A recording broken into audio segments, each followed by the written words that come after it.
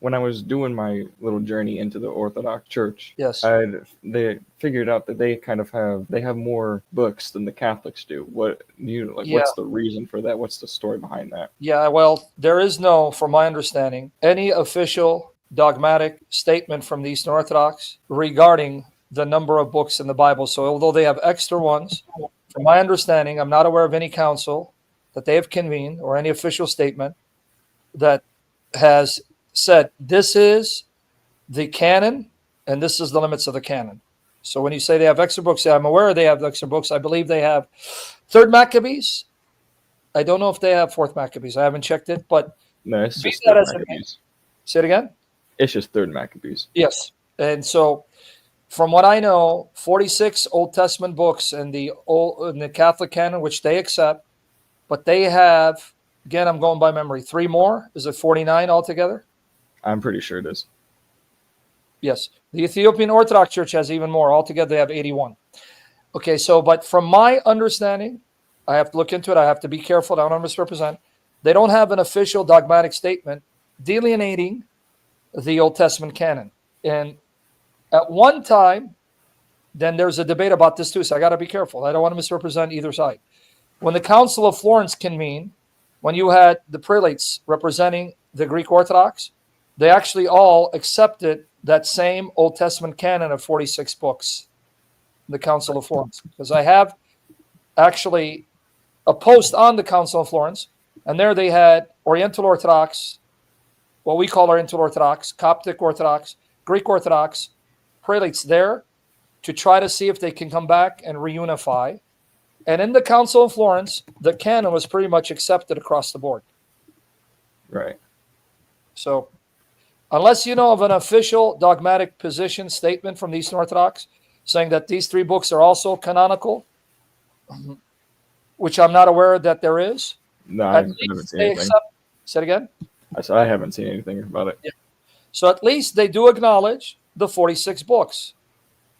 So that's the whole point. Instead of looking at the differences, as some like to do, look at the amount of agreement between the churches that are in schism. So none of them reject the 73 books. So at least we start off from that. Do the Eastern Orthodox, Oriental Orthodox, Catholic Church accept the 73 books? Yes. So we all accept that. Now, do these churches then accept all the other books, let's say Eastern Orthodox include, or Ethiopian Orthodox? No. So at least we have an agreement regarding the 73 books. And even in the Ethiopian Orthodox Church, they'll tell you that some of the books in their canon are ecclesiastical as opposed to canonical. Now, what's that distinction? I sent you the link in private chat. Here it is. I didn't send it to you. Here is that. Okay. What does it mean? Meaning they have books that are to be read in the churches, but they're not on the same level of authority as the canonical. For example, they even have Ethiopian Orthodox. Again, correct me. I'm trusting Spirit to help me recall the facts.